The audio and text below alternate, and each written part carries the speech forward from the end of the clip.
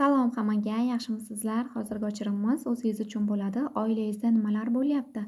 Shuni ko'rib chiqamiz. Like bergan, obuna bo'lganlar uchun niyatimni oldim. Hozirgi paytlarda oilangizda nimalar bo'lyapti va nimalar bo'lishi kutilmoqda? Buni variant qilmaymiz. Общий расклад bo'ladi. Kim o'ziga tushsa, o'sha insonni rasklati bo'ladi bu. Like bergan, obuna bo'lganlar uchun niyatimni oldim. Shifoli o'chirim bo'lsin. Mani ko'rayotgan insonni hayotida nimalar bo'lyapti? Qachon qarshingizga chiqsa, bu video ishlab ketaveradi. Undan boshladik. Hayotingizda nimalar bo'lyapti? Hayotingizda nimalar bo'lyapti? Va nimalar bo'lishi kutilmoqda? Aynan sizni hayotingizda nimalar bo'lyapti? Like berish, obuna bo'lishni unutmang. O'zingiz uchun yoki o'chirim qildirmoqchi bo'lsangiz, mana shu videoning tagida nomerimni qoldiraman. Telegramdan yoki telefon orqali murojaat qilsangiz bo'ladi. Tozalab olayotgan o'rtoqlarimiz, sizlardan ham minnatdorman. Yaxshi fikrlaringizni bildirib, ozgina bo'lsa ham mehnatimni shunchalik katta baholabsizlar. Rahmat. Keyin nima desa bo'ladi? O'sha inson meni ko'ryaptimi yoki yo'qmi bilmadim. 3-4 kundan beri nima deydi? Telefon nomeri o'chiq o'sha insonni va telegramlarga ham kirmayapti. Va u inson nima deydi? Tozalov qildirish uchun menga pulini tashadi va men u insonni tozalov qildim. Va tozalov qilganimdan keyin 5 kundan keyin u inson yaxshi holatga chiqqanligini o'zi aytdi. Yaxshi holatga chiqdim deb o'zi aytdi, lekin u inson tinimsiz ravishda menga nima deydi? Pul tashlayapti. O'sha inson, siz ko'rayotgan inson, men sizni topolmayapman va telegramlarga ham kirmayapsiz. O'zimga nima deydi? Mana shu videoyimni ko'rsangiz, o'zimga aloqaga chiqing. Menga har 2 kunning birida nima desa bo'ladi? Pul tashamang. Siz o'zi to'lovlaringizni qilib bo'lgansiz. Tozalovlari nima deydi? Pulini tashlab bo'lgansiz. Siz hech qanday nima deydi? Mendan qarzingiz qolmagan. Oshig'i bilan tashlab bo'lgansiz. To'g'ri, siz yaxshi holatga chiqib ketdingiz. Nima desa bo'ladi? Uni o'zim ham sezdim, bildim. Yaxshi holatlarga chiqib ketdingiz va nima deydi? Siz yaxshi holatga chiqdingiz. U degani har 2 kunning birida menga nima deydi? Pul tashlashingizni keragi yo'q. Siz chunki to'lovlari qilib bo'ldingiz. Chunki sizning telefon nomerlaringiz o'chiq va qandaydir telegramlarga ham kirmay qo'ydingiz. Karta raqamimga qandaydir o'sha insondan tinimsiz ravishda har 2 kundan birida nima deydi? Shchotimga pul tushyapti hisobimga. O'shaning uchun bo'ldi, nima deydi? Yetadi demoqchiman. Agar meni videoyimni ko'rayotgan bo'lsangiz, unaqa qilmang. Bo'ldi, siz hamma to'lovlari qilib bo'lgansiz. Yaxshi tomonga o'zgarib ketganingizdan men ham juda ham nima deydi? Xursandman. Shuni aytib qo'ymoqchi edim. Vaqtingizni olgan bo'lsam o'rtoqlar, uzr, kechirasiz. Mana shu narsani aytmasam bo'lmas edi. Va undan boshladik. Ko'rayotgan inson hayotingizda nimalar bo'lyapti? Sizni hayotingizda nimalar bo'lyapti? Ko'rib chiqamiz. Sizni hayotingizda nimalar bo'lyapti? Meni ko'rayotgan inson sizga qandaydir erkak kishi tomonidan nima deydi? O'zingiz xohlagandek, o'zingiz kutgandek nima deydi? Tuyg'u, munosabat yoki qandaydir pul, xursandchilik kelyapti. Sizni hayotingizda nimalar bo'lyapti? Nimalar bo'lyapti? Qandaydir bu meni ko'rayotgan inson bu kimga to'g'ri keladi bilmadim. Hayotingizda qandaydir yulduzdek porlayapsiz. Siz tomonga quyoshlar qandaydir nurini sochyapti. Qilaman degan ishlaringizni qila bilyapsiz va siz tomonga yaxshi kunlar kelyapti deyapti. Agar telefonda o'tirib ishlaydigan o'rtoqlarimiz bo'lsa, ishingiz 100% darajaga qandaydir yaxshi tomonga o'zgarib ketyapti. Uyingizda ham, oilangizda ham xursandchiliklar, yulduzdek porlashingiz, uyingizga nur yog'ilishi, shunaqangi kartalarimiz tushyapti. Sizni hayotingizda nimalar bo'lyapti? Sizni hayotingizda nimalar bo'lyapti? Uzoq yaqin yo'llaringiz bor sizni. Qandaydir atrofingizda dushmaningiz ham bor. O'sha dushmanlaringizdan ehtiyot bo'ling. Sizga qandaydir ziyon zahmat kelib qolish nima deydi ehtimoli bor. Chunki bu yerda qandaydir nima deydi siz korolevasizda. Hamma narsangiz o'zingizga yetarli. Sizni ko'rolmaydigan dushman nima deydi o'rtoqlaringiz yoki tanish bilishlaringiz bor. Chunki bu yerda kartamizga yaxshilab qaraydigan bo'lsak, bu yerda mushuk turibdi. Sizni oyog'ingizni ostida dushmaningiz borligini bildiryapti. Sizni yaxshi hayotingizni qandaydir o'sha ko'rolmaydigan insonlar bor deyapti kartalarimizda.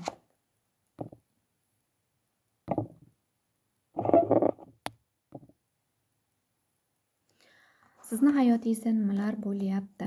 Nimalar bo'lyapti? Mana shu dushman sababli sizni yo'llaringiz yopilib qolmasin deyapti. Siz hozir juda ham chiroyli holatdasiz, yaxshi holatlarga chiqib keta olyapsiz. Lekin dushman tomonidan sizga qandaydir zarba berilish ehtimollari bor. Shuning uchun qandaydir oyoq qo'llaringiz bog'liq holatda hammaga qilichlaringizni ko'tarib olgan, sovuqlik bilan qolib ketmang deyapti.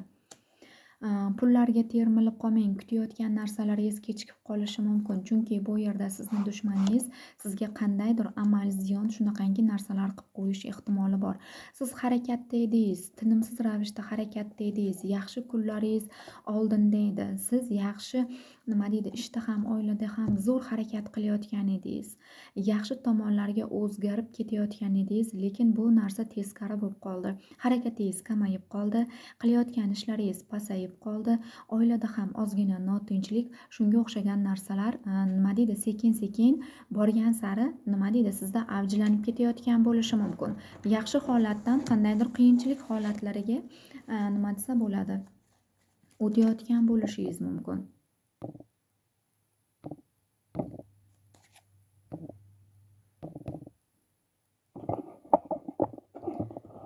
Va sizni hayotingizda nimalar bo'lyapti? Hayotingizda nimalar bo'lyapti? Hayotingizda nimalar bo'lyapti? Baribir siz kuchli ayolligingizni aytyapti, kuchli erkakligingizni aytyapti. Qandaydir siz nima deydi, yaxshi ayolsiz, hech kimga yomonligingiz yo'q. Bola parvarishida bo'lishingiz mumkin. Qandaydir bu yerda nima desa bo'ladi, homilador bo'lishingiz mumkin.